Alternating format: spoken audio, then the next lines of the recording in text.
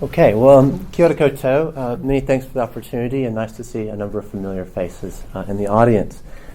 So my name is Jay Marlowe. I'm in the School of Counseling, Human Services, and Social Work.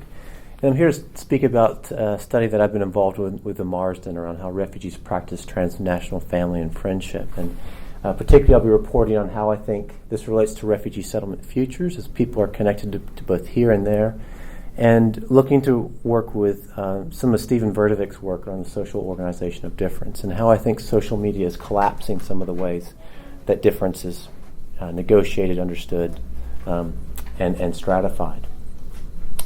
So what I'm wanting to do is to talk about this idea of dislocation in an age of connection, to then talk about settlement outcomes and how the social organization of difference relates to social media, and ultimately what I think this might represent for settlement futures.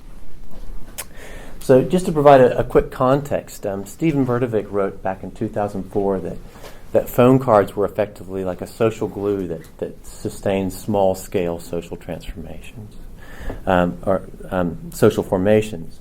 And that really, in many ways, that social glue is shifting to this mobile and digital environment, where people can be connected through the smartphone in increasingly intimate and ongoing ways, from local to transnational scales.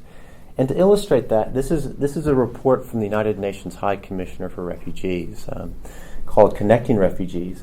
And those green and blue and red dots represent the main sites of displacement in the world, forced displacement. The green and blue dots show sites of 2G and 3G connectivity, showing now that refugees displaced can be connected across distance in ways that was not previously possible. If we think about in terms of refugees that are resettled in places such as New Zealand, they only represent 1% of the world's forced migrants. These technologies effectively allow to connect them in increasingly ongoing ways through that digital environment.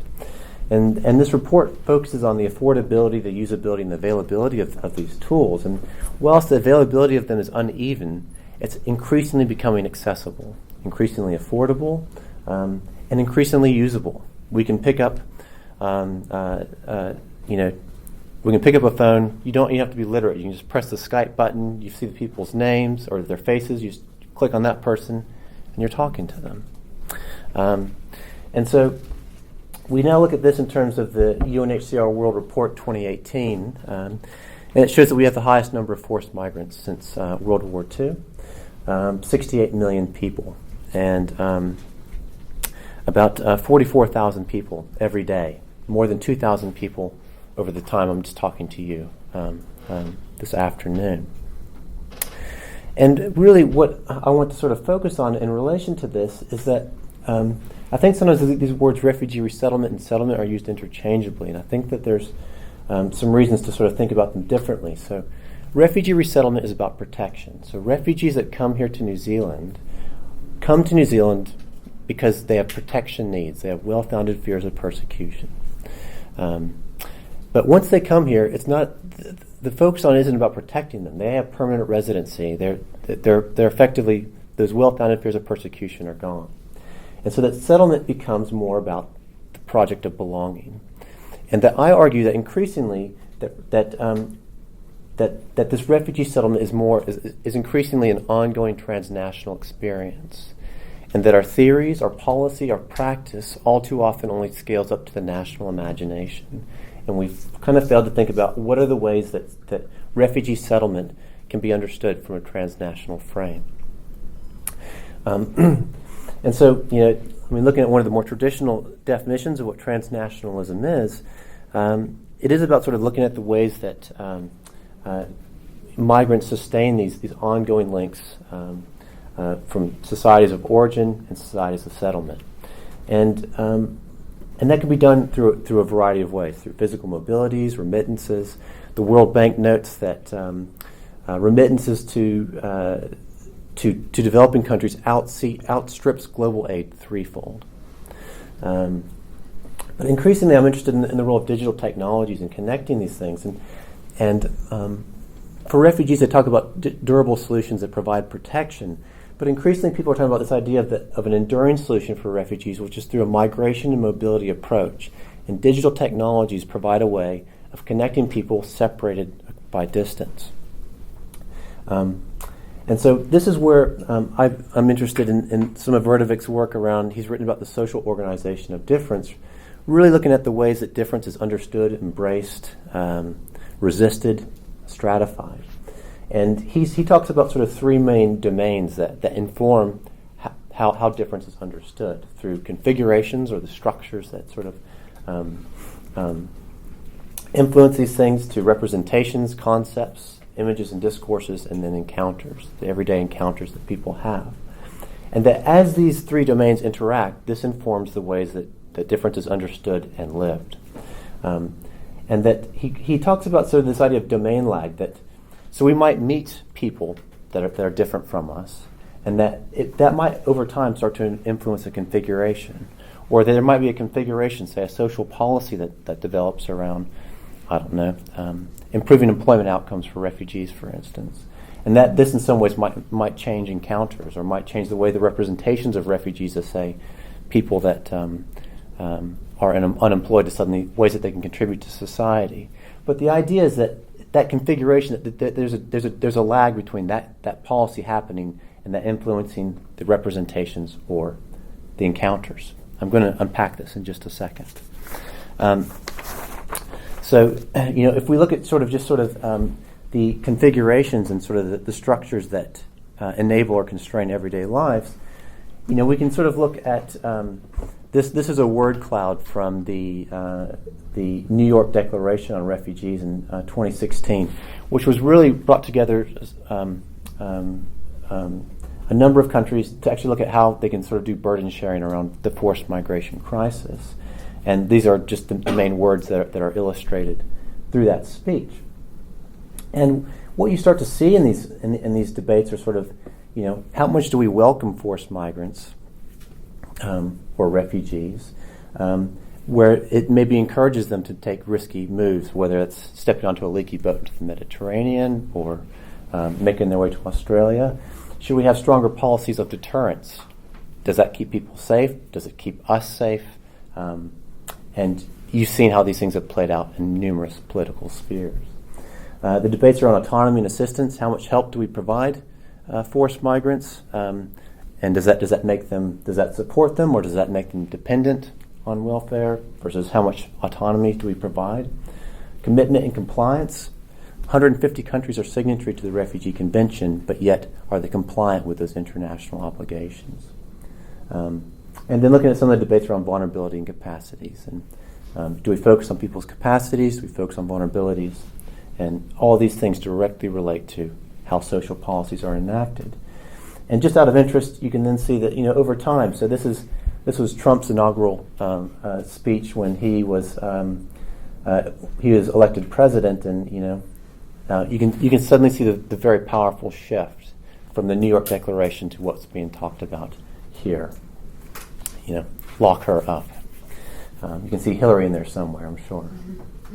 Is she in there? Yeah. Okay. Right. Yeah. So she's there, right? But we can also look at other configurations, right? So we talk about the number. You look at the number of refugees per 1,000 inhabitants, and you can see that Sweden is one of the top resettlement countries at 14 people. This is from 2016, so the data is a little bit old, but would probably be relatively stable. And New Zealand's down there at 0.3 people per 1,000. And so, in 2001, during the Children Overboard affair in Australia, John Howard said, "We'll decide who comes to this country and under what circumstances they come." And at that point, the Liberal Party was looking down the barrel of losing a federal election. And when this happened, the concern about sort of swarms of boat people and all this sort of stuff shifted public opinion powerfully, and really it showed how the debate around migration and forced migration is good electoral politics. But if we look at this in relation to sort of the fact that 86% of the world's forced migrants aren't in these countries that have resettlement programs, but are in neighboring countries of asylum. you can start to look at sort of, almost 1 in 5 people from Lebanon is from a refugee background. So looking at how sort of configurations directly influence, the social organization of difference, and how sort of crisis and the rise of nationalism powerfully informs that, not only in terms of its configurations, but also the representations that are used to sort of present people's experiences. And so when we start to think about sort of integration, I mean, oftentimes in the main debates that you hear about integration, usually, at least from government speak, it's oftentimes about assimilation and how is it that they can become more like us. But even with two-way integration, the idea that the receiving society in some way shifts and the newcomers have to adapt to new social reality, we all know that it's the newcomers that have to shift more to that situation. And there are a number of configurations and policies and laws that powerfully influence that. And these things powerfully influence the way we understand difference. So those are configurations. So then if we look at the representations and the conceptual ordering, we think now, particularly on social media, the speed through which certain messages can be communicated. We live in an era of or a moment, hope perhaps even an era of sort of fake news, alternative facts, which really sort of, makes us wonder, who can we trust and what representations, we think might represent truth. And so, if we look at again this was the lead up to the U.S. presidential election, but Donald Trump Jr. put out this tweet that compared Syrian refugees to a bowl of Skittles or lollies, and suggested that if 3 of them were poisonous, would you take a handful? Trying to make a direct relationship, arguing that refugees are a safety and security problem. And this was instantly retweeted, tens and tens of thousands of times. And the problem with it, I mean, let's just take aside that it's just inappropriate even to compare people in protection situations to a bowl of lollies, but put that to the side. To actually make this representative of a reality, to get one resettled refugee that would kill an American, you'd actually need to fill an Olympic-sized swimming pool full of Skittles. And you'd have to eat 50 Skittles a minute for 130 years to get to one poisonous Skittle. So if safety and security are the concern, I think we're barking up the wrong tree. But yet, it becomes retweeted as truth, as fact. This becomes people's realities, and Trump became president, and they halved the resettlement program. They're going to further increase it again. So how representations can then justify configurations. I think about sort of in refugee studies. I mean, the dominant ways that refugees are understood is oftentimes through these sensationalized stories. If you think the South Sudanese, the Lost Boys of South Sudan, perhaps you've heard of, or Island Kurdi or whatever it might be. But the predominant way that refugees are understood is through the lens of trauma. And whilst trauma is something that's really important to understand and to validate and honor, it also can very easily paint them as traumatized people. And if they're traumatized people, does that mean that employers want to hire traumatized employees? Do neighbors want to get to know traumatized neighbors? It creates sort of this fear and this othering aspect. And I would argue it's much better to start from here, right? And then when and if it's appropriate to look at that trauma story, you can do that. But ultimately what these representations in some ways do is it shifts the focus of refugees as being at risk to a risk, and justifies the securitization, the externalization of borders that we see in Australia, where they're putting people in prisons on Manu Island, for instance. I'll come back to that. And this influences that welcome or deterrence debate.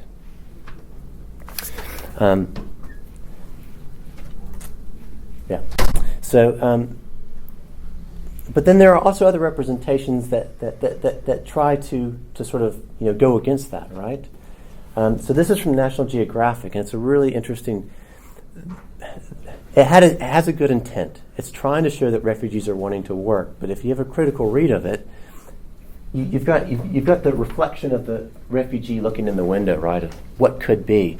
But then you've got this guy that's serving 2 white people. In a way, it sort of replicates another discourse that doesn't acknowledge privilege, and why isn't this person a doctor? There's all sorts of stuff that's caught up in that.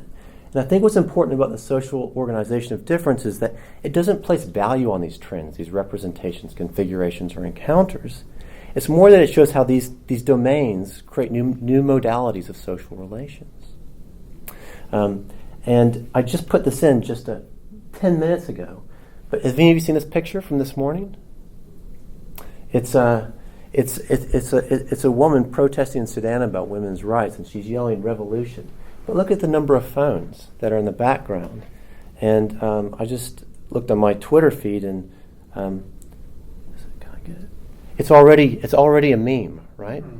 And it's been sent around to tens of thousands of people. It's talked about sort of this new watershed moment in women's rights in Sudan. And the power that social media has to suddenly, possibly through these encounters, becomes a representation that could possibly inform configurations and how difference is negotiated or contested, compromised. And we can see that through other examples, through refugees welcome, no one's illegal, to even sort of what happened 3 weeks ago in Christchurch, and the role of social media for better and for worse around some of this stuff. Lots of messages of support, but also within the first 24 hours, Facebook had to deny 1.5 million attempts to upload the video of the live shooter. So, the speed through which these things are happening is kind of almost impossible to even comprehend. So, encounters. So this is the third domain. Then I'll get to the Morrison study, and then I'll kind of try to wrap things up. But sort of encounters, fleeting and sustained. So, there are various ways of having these encounters. So the Red Cross, for instance, has got a volunteer training program that you can attend, where you can help newly arrived refugees settle in. This is a book, New Zealanders Now: From Refugees to Kiwis, and sort of the ways that they're becoming part of our everyday life. Effectively, they're no longer refugees. What used to be the Auckland Refugee Community Coalition became the Aotearoa Resettled Community Coalition. Wanted to get rid of the idea of refugees because effectively they are no longer refugees. And this is a picture here of Jean-Paul Bezoza. He was a social work student, and through kind of everyday encounters, he approached me and others about wanting to create students from refugee backgrounds as an equity group. So we then connected him to the equity group here at the university. And the University of Auckland became the first university in New Zealand to recognize students as a refugee background as an equity group.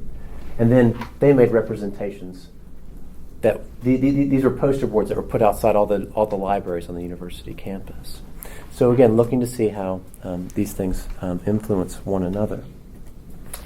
And then there are also sort of more fleeting ways that these encounters sort of influence how we understand difference. From Mix It, which is a youth-based arts initiative that sort of brings performing arts to different public spaces, to even sort of transnational social movements. So this is a group of people in New Zealand that are trying to shut down the prisons in Manu Island and Nauru for asylum seekers that had been detained there, that had tried to make their way to Australia. So that's kind of the social organization of difference, and sort of looking at that sort of these three main domains. And what I'm particularly interested in is how social media relates to these things. And so if I was just to kind of ask you just quickly, up in the top corner there, YouTube, yeah, and then the next one is Facebook. Snapchat. You'll actually know them all. Yeah. Snapchat, WhatsApp. Do you know that one? WeChat. Do you know IMO? It's kind of like a messaging-based service. Skype. Blogger, just an opportunity to sort of news-based stuff. Reddit, news-based stuff. Twitter. It's Donald Trump's main policy machine. And then LinkedIn and Viber, which is very similar to WhatsApp in a way. You can do video, audio-based chats, and then Instagram. Yeah.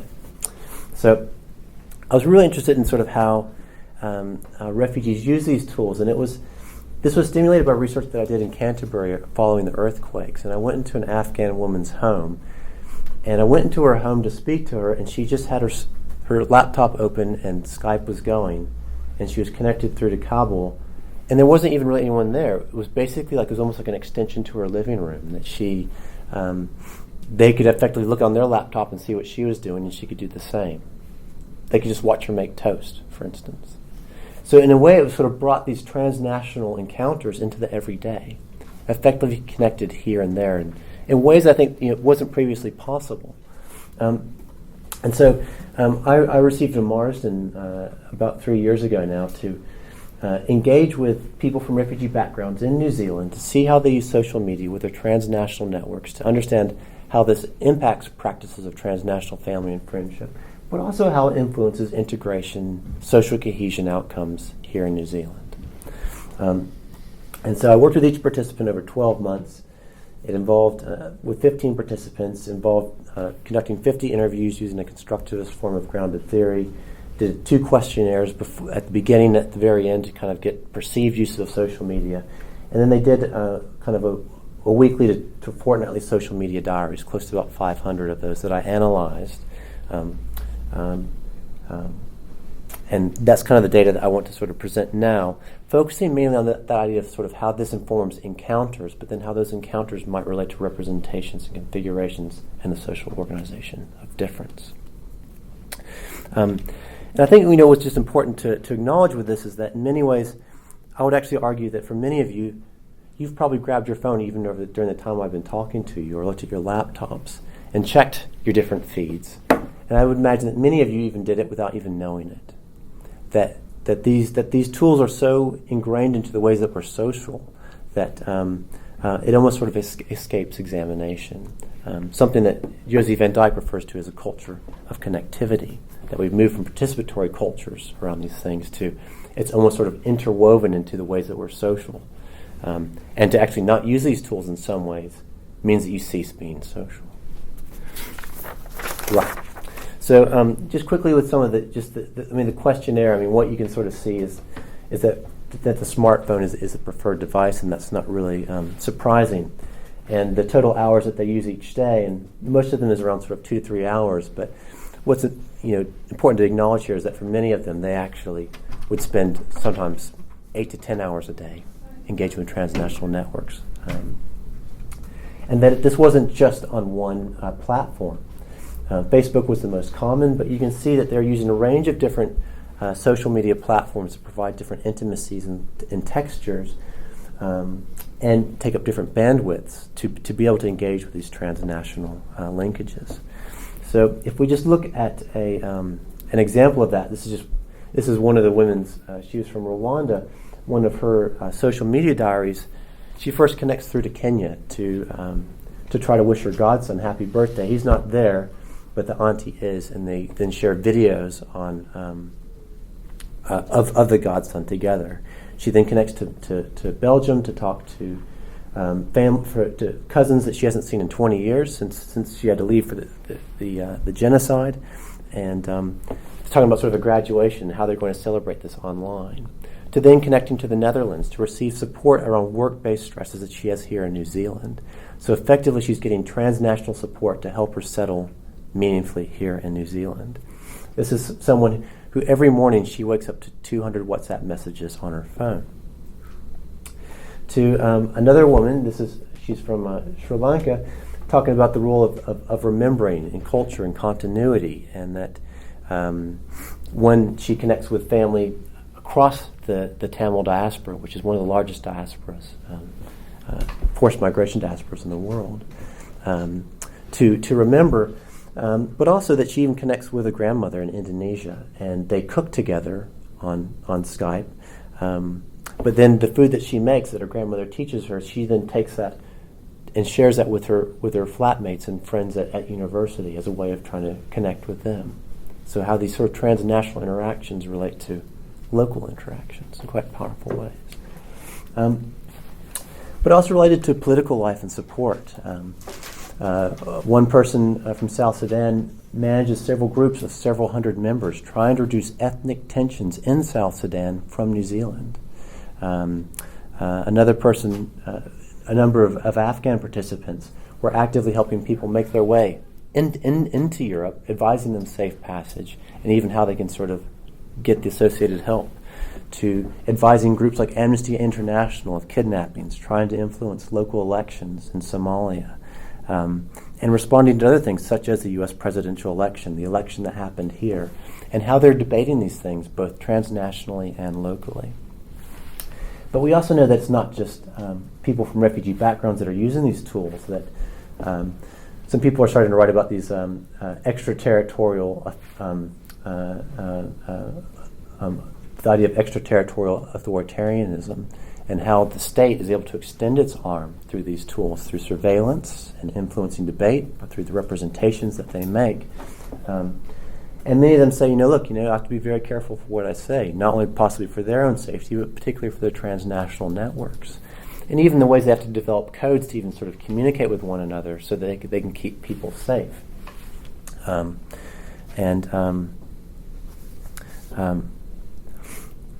despite all these things, the main thing that the participants, without exception, were clear about was that it was very much that social media is a basic need for everyday life. For many of them, they related, it was like food and water to them. Other scholars are now starting to write about the smartphone as a lifeline that effectively bridges here and there. If only 1% of the world's refugees can come to places like New Zealand, what does that mean for the remaining 99%? And how might this relate to sort of well-being? Half of me is social media. I started asking participants about sleep. Some of them even sleep clutching the phone at night. They don't turn off the notifications. And New Zealand is most of the main sites of displacement. It means that their networks are active during the night.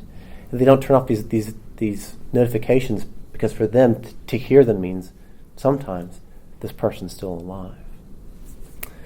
So ultimately, I think this comes down to sort of that popular internet meme, and you've probably seen it, which is a play on sort of Maslow's hierarchy of needs that sort of suddenly places Wi-Fi at the very base of sort of people's well-being. And while that might sort of just be seen as something tongue-in-cheek, but it actually speaks to the reality not just of refugees. I think this speaks to the reality of everyday life. There's a survey not too long ago in Auckland that looked at how if there was a major disaster, what would be most important to people? And before they said food and water, they said the most important thing would be getting reconnected. So, nearly there. So I think in many ways, I think that this opens up new opportunities to think about transnational settlement support. And that in many ways, the forced migration space often only scales up to the national imagination. The ways that we think about refugee settlement is seen as a national project. We've brought them here. How do we help them to settle here? But in the reality is that they're settling both here and there at the same time. And that in many ways, supporting that can help them to meaningfully settle here and could possibly lead to better settlement outcomes. And that, while I was doing the study, it captured all sorts of events from the Kaikoura earthquakes to the larger earthquake of Donald Trump being elected president to, the elections here in New Zealand, the Port Hill fires, earthquakes in Iran and Pakistan. And that for many people, they were even getting information about these disasters through their transnational networks. There was a small earthquake in the Kermadec, and there was concern that might create a tsunami, which didn't eventuate. But that happened in the night, and if there was a tsunami, if there was an earthquake in the Kermadec, a big one, it would send a tsunami that would come to New Zealand in about 4 or 5 hours. Happened in the middle of the night, but the Afghan community in Afghanistan heard about this earthquake while they were awake, notified the Afghan community that was asleep here in New Zealand and told them to go to higher ground. Now, there was never even a tsunami, right? But almost this idea of these transnational eyes that are constantly looking out for people. The earthquake that happened in Haiti, where 150,000 people were killed, Haiti became known as the International Republic of the NGO, with all the different INGOs that came in to support the response. But none of these NGOs had the capability to respond in Haitian Creole. But the Haitian diaspora then engaged through social media and different platforms to help these organizations to translate information to engage with those communities. And the list goes on. So I think that this starts to show that it's starting to blur boundaries of what constitutes real interaction, and this idea of co-presence and transnational care. The fact that people don't turn off their phones, it's kind of like they are here. But look, I'm not arguing for some sort of digital utopia. There are many cautions amongst the possibilities. If we just sort of look at some of the possibilities first, I mean, you've got sort of like a crowdsourced software. So this is called Ushahidi, that allows you, like in a disaster, where people can, in real time, sort of let people know where resources are, where looting's happening, where hospitals are operating, where power's out. But the information's only as good as it's populated in it. Do you know about Behrouz Boochani? He just received the Victorian Prize for Literature.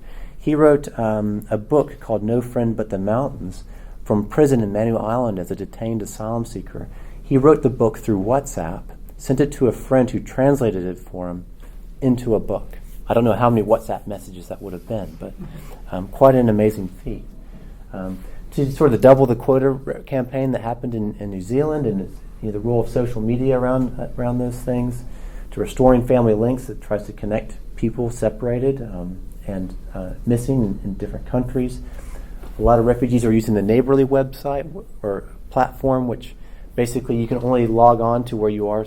It's got a geographic sort of limitation, so it might just be like an Auckland CBD. That would be like one Neighborly site, for instance. And this has brought people together across difference. So on and so forth. But there are a number of cautions. I mean, one certainly runs through the reliability of the information. We're starting to see all this stuff about Venezuela, but what's the true story? Who do we trust? What news feeds do we look at? And also look in the realities of digital inequality. Not everyone is engaging on these tools, but increasingly, everyday life is moving to these platform socialities and these online platforms. Obviously concerns about privacy, confidentiality, but with homogenization, with Web 2.0, initially there was this big promise that it was going to democratize information and broaden debate. But the reality is that our Facebook friends are our friends because they share common values. We subscribe to the Twitter handles we like because they're people that we oftentimes agree with. So instead of broadening the debate, it means that the debates are happening and they're almost kind of like ships passing in the night.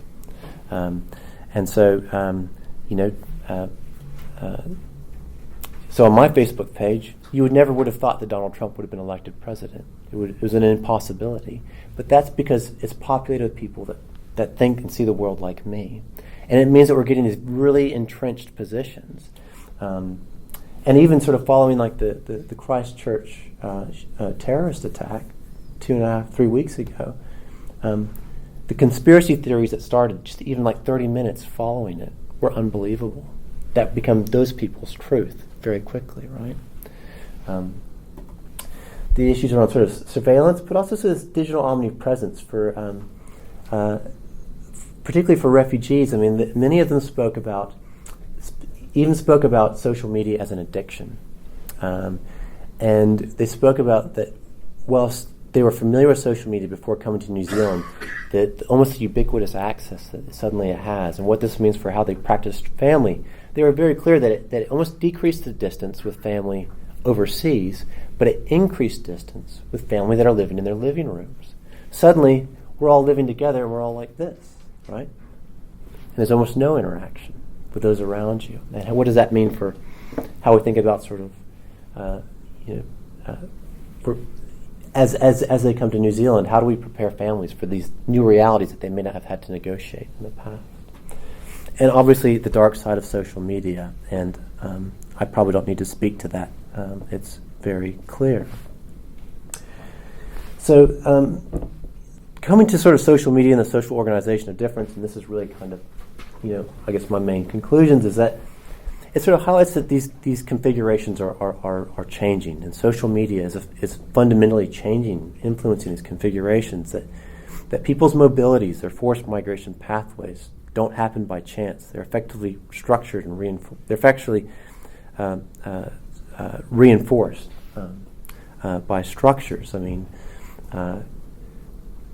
if you look at, again, the U.S. presidential midterms that happened last November, if you look at sort of the hashtag midterms, the most common term that was looked at was donde votar. Does anyone speak Spanish?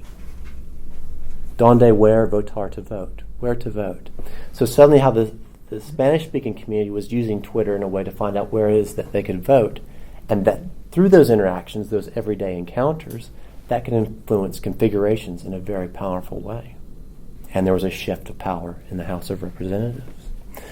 But we're also looking at things around building walls, strewing borders with barbed wire. We also have countries that are doubling the quota.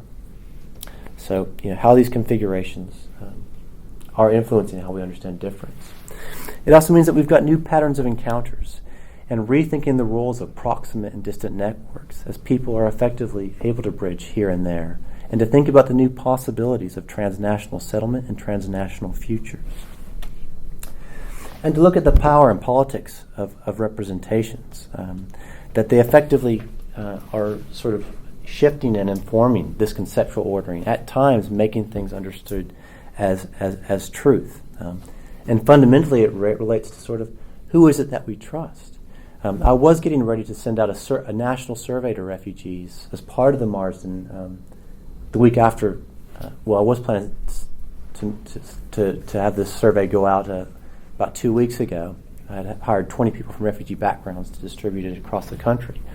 But obviously that wasn't appropriate following the 15th of March, so that's been delayed. But one of the things I want you to understand is, where do you get your news? Because in the conversations that I had with these networks, they get their news through their social media feeds. And so again, is this necessarily democratizing the debate? Are we actually understanding multiple sides of the argument? And that really, if we think about those three domains and those three different domains, and then the lag between them, that social media can sort of incredibly increase or decrease that lag between those spaces. The fact that there's this woman in white in Sudan with this, pointing out a finger, yelling revolution, and that's it's already in the New Zealand Herald, that can be sort of beamed across the world within the matter of hours, has profound implications for how we understand difference and human rights and social justice initiatives and those sorts of things. So I think the path ahead in settlement futures, I think that we need to think about these things as ongoing transnational experiences, and that how digital technologies are influencing those things, and how the fundamental ways that we're social, and what that means for policy practice, and for research methods that capture these realities, and a new ethics that's responsive to it, and how we sort of transfer that knowledge.